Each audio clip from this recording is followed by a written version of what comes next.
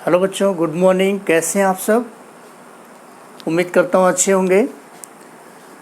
Electrostatic series में अभी तक हमने जो किया है वो सर्कुलर डिस्क तक कर लिया है। ठीक है, सबसे पहले हमने इलेक्ट्रिक चार्ज स्टार्ट किया था, उसकी प्रॉपर्टीज़ पढ़ा, फिर इलेक्ट्रोस्टैटिक फोर्स, कूलम्ब्स लॉ पढ़ा, उसके न्यूमेरिकल सॉल्व किए। उसके बाद हमने चार्ज डिस्ट्रीब्यूशन, इलेक्ट्रिक फील्ड देखा पॉइंट चार्ज की वजह से। फिर चार्ज डिस्ट्रीब्यूशन सिस्टम देखा, उसमें linear charge, surface charge and volume charge distribution. ठीक है, लीनियर चार्ज लैम्डा से रिप्रेजेंट करते हैं, सरफेस सिग्मा से, और वॉल्यूम को किससे करते हैं? रो से करते हैं। ठीक है, तो अब ये तीनों हम ऑलरेडी कर चुके हैं। फिर उसके बाद लीनियर चार्ज सिस्टम की वजह से हमने electric field, linear continuous charge system की वजह से इलेक्ट्रिक फील्ड हमने फाइंड किया। जैसे लीनियर वायर हो गया, फाइनाइट लेंथ वायर हो गया, इनफाइनाइट लेंथ वायर हो गया, फाइनाइट लेंथ से या एक्सिस पे, इक्वाटोरियल पे, और फिर रैंडम पॉइंट पे इनफाइनाइट लेंथ वायर की वजह से। फिर हमने सर्कुलर रिंग की वजह से फाइंड किया, फिर उसके बाद सर्कुलर आर्क की वजह से फाइंड किया। यहाँ तक हमारा सारा वन डायमेंशन सिस्टम था। ठीक है, one dimension continuous charge system था।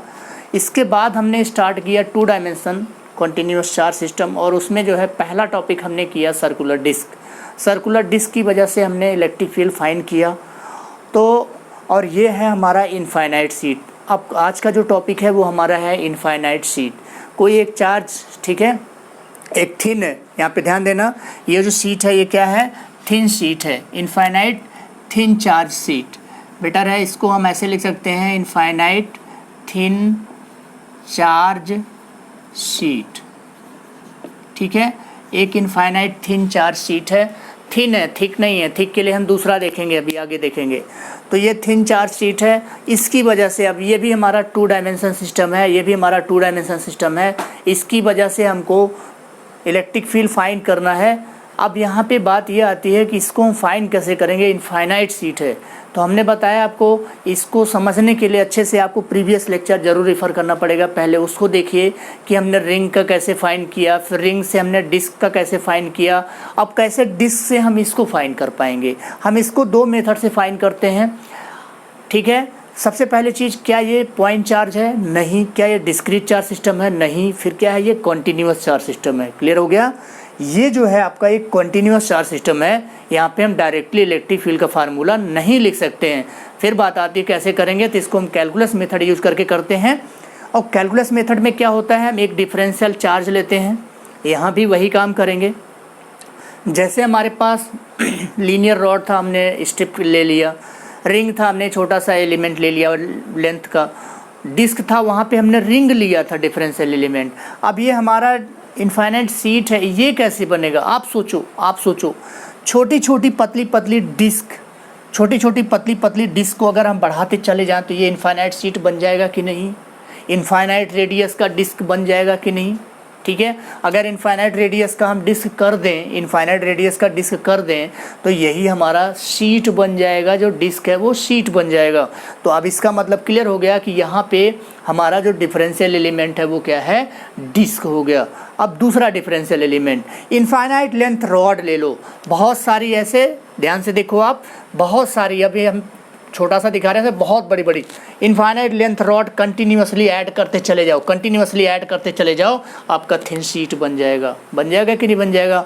पतले पतले वायर, इनफाइनाइट लेंथ वाले पतले पतले वायर को कनेक्ट कर दो, ये शीट बन जाएगा। इसी तरह से डिस्क, इनफाइनाइट रेडियस का डिस्क ले लो, आपका क्या बन जाएगा? ये शीट बन जाएगा। क्लियर हो गया? तो अब यहाँ पे सबसे इम्पॉर्टेंट चीज़ है कि डिफरेंशियल एलिमेंट यहाँ पे हम क्या लेने वाले हैं? डिस्क लेने वाले हैं। ठीक है, डिस्क लेने वाले हैं। तो चलिए यहाँ पे एक हम डिस्क लेते हैं, ये देखिए, ये है x डिस्टेंस है, मान लो यहाँ से ये x डिस्टेंस है। ठीक है, और इस डिस्क का जो रेडियस है वो हमने क्या ले लिया है? r ले लिया है। अब इस डिस्क से इस पॉइंट P पे इलेक्ट्रिक फील्ड का फार्मूला हमको पता है। चलिए अब यहाँ पे हम लिखते हैं, सबसे पहले let us we take differential charge element as circular disc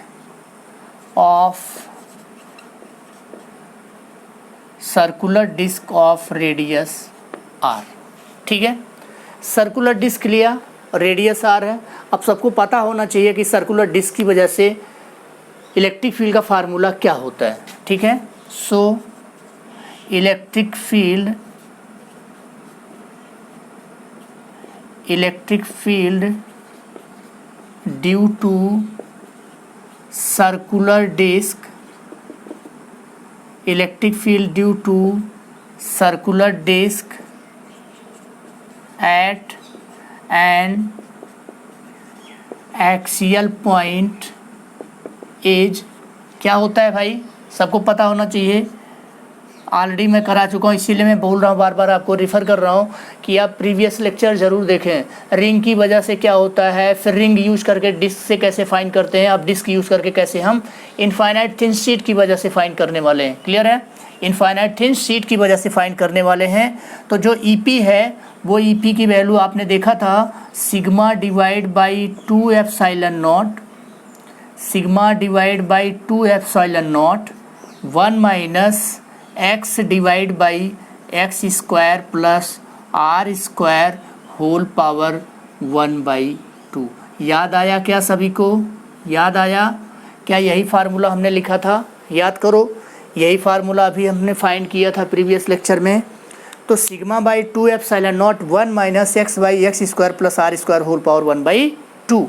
अब आप ध्यान से देखो, ये अब क्योंकि किसकी वजह से है, ये किसकी वजह से है भाई, ये डिस्क की वजह से है, तो इसको हम डिफरेंशियल में क्या लगा देंगे, DEP लगा देंगे। ये फार्मूला आ गया हमारा, सभी लोग देखो ये फार्मूला आ गया। ठीक है, ये फार्मूला आ गया। अब इसको हमें इंटीग्रेट करना है, इसको हमें इंटीग्रेट करना है। अब फिर से वही बात आती है, ये R रेडियस, इसका R रेडियस है, R रेडियस को अब हमें क्या करना पड़ेगा। ठीक है, अब यहाँ पे R रेडियस को क्या करना पड़ेगा, R रेडियस को 0 टू इनफाइनाइट कर देना पड़ेगा। ठीक है, R रेडियस को क्या करना पड़ेगा, इनफाइनाइट करना पड़ेगा। ठीक है, तो बहुत सिंपल सी चीज़ है, चाहे आप EP ऐसे ही रहने दो, R रेडियस इनफाइनाइट कर दो। ठीक है, फॉर, यहाँ तक दिखाई दे रहा क्या, यहाँ तक सभी को दिखाई दे रहा है। ठीक है, इसको नोट कर लो, इसको मिटा देता हूँ मैं, फिर से लिखता हूँ, इसको नोट कर लो आप सभी लोग, मिटा दें इसको। ठीक है,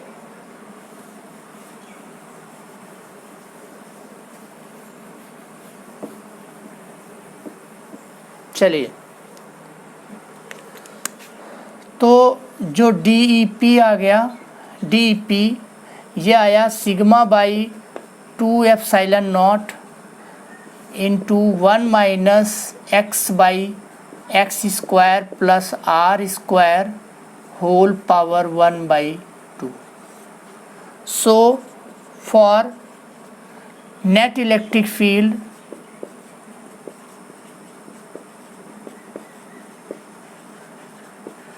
at P due to infinite thin sheet, due to infinite thin sheet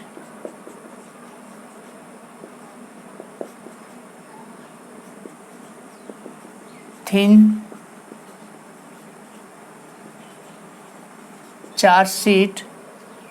So for net electric field at P due to infinite thin charge sheet H क्या होगा, R tends to infinite, ये वैल्यू, तो अब electric field क्या हो जाएगा, EP हो जाएगा, EP हो जाएगा, DP मैं रिमूव कर दे रहा हूँ, EP हो जाएगा sigma by 2 epsilon naught 1 minus 0। आप ध्यान से देखो, इनफाइनाइट होगा तो ये पूरी वैल्यू क्या हो जाएगी, 0 को टेंस कर जाएगी, 0 को टेंस कर जाएगी, 0 टेंस कर जाएगी, तो ये बचेगा।